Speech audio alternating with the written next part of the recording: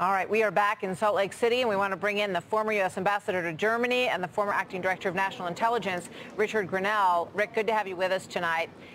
The news this evening is about these 1,000 documents that John Ratcliffe, the director of national intelligence now, has released to the Durham investigation. And it's getting a ton of attention. John Brennan is pushing back and saying that the quotes that were released from him about this effort to get Hillary's campaign to sort of loop the Trump campaign into this Russia conspiracy theory, John Brennan says there's nothing to that. They were just letting the president know what they were picking up on Russian intel. What do you say to all that?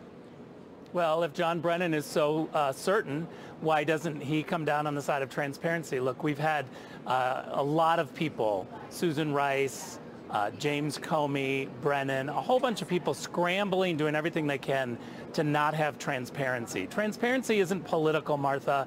Transparency is supposed to be our friend. I will give you that it is very unique to have transparency in Washington, though. Washington types want to hold the information. That's what they've done. What John Brennan needs to understand is that the information from career intelligence officials from the very beginning was pushed aside and classified away because it didn't fit the narrative that the Obama administration, that the Obama-Biden administration, Susan Rice, James Comey, and Brennan, all of them, what they wanted to spoon feed to the American people. This is just the facts. Anyone who wants to disagree with this should come down on the side of transparency and say, let's look at all of the documents, see how this started, see what kind of individuals were briefed, what kind of career intelligence official statements we were dealing with that were pushed aside.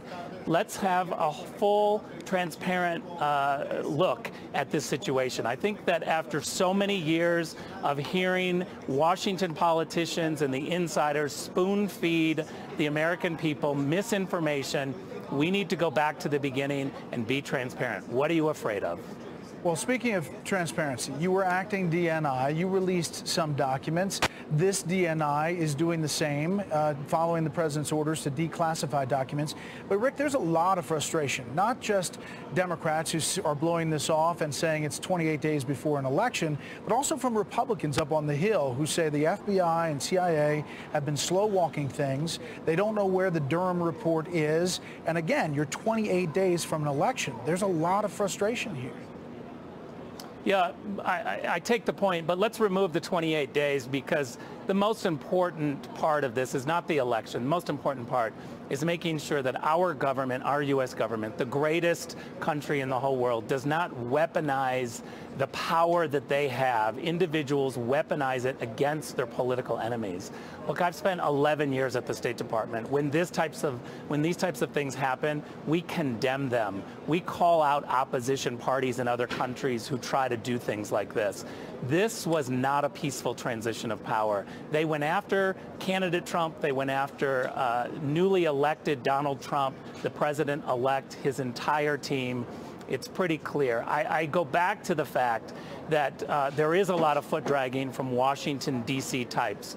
It's not a Republican versus Democrat issue. This is a Washington versus the rest of America issue. We've got to clean up Washington. I think what you saw from President Trump just now on the COVID issue is the classic President Trump that we hired.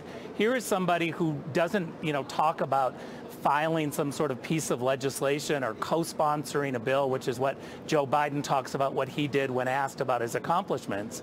This is President Trump saying, you know what, I experienced this drug, it was amazing, I'm going to get it through the FDA, and I'm going to make sure that everybody gets it for free who has COVID. I mean, that's an amazing outsider perspective. He's a man of action. He's not a man of co-signing pieces of legislation. He came after you and called you a pretty nasty name, Rick. What do you have to say to the former CIA director? Well, look, I'm not going to get into name calling. I think that's silly. We're the greatest country in the world, and we can have policy disagreements, but let's talk about actual facts and policy discussions. Here's a man who attacked me with really shameless words all because I was trying to be transparent to share information. So he can talk about facts and he can talk about, wanting to see facts, but his whole tirade against me was because I was calling for more transparency. So again, I go back to the fact this is the Washington game of pretending that you know something on public television, and then when you go into the bowels of the House where you're under oath in front of lawyers, you say something completely different, which is what Susan Rice and Samantha Power and the whole team did. So I think we can settle this. Practical people outside of Washington, they just view this as all Washington talk. And what they would say is, let's just see the transcripts. Let's go back to the facts and look at it. The American people are smart enough to know when they see something, they can come to their own conclusion. But that's just not the way Washington works. They like to spoon feed the American people. We've heard from the Trump campaign a lot of pushback on polls. The polls that have come out since the first debate, Rick, have seen Joe Biden increasing his lead, not just nationally, but also in some of these key battleground states. Considering that, understanding the skepticism from the Trump campaign about polls, what does Vice President Pence have to do tonight? Quickly, if you could. Well, look, I think Vice President Pence just has to talk about the facts. Kamala Harris is one of the most radical senators that we've ever seen come around. She's the queen of the cancel culture.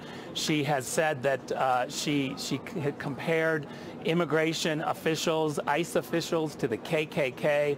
This is somebody who is a real radical. And what Vice President Pence just needs to do is just ask her a question and demand an answer, and the American people will see just how radical she is. Ric Grenell, we appreciate your time outside the debate hall. Thank you.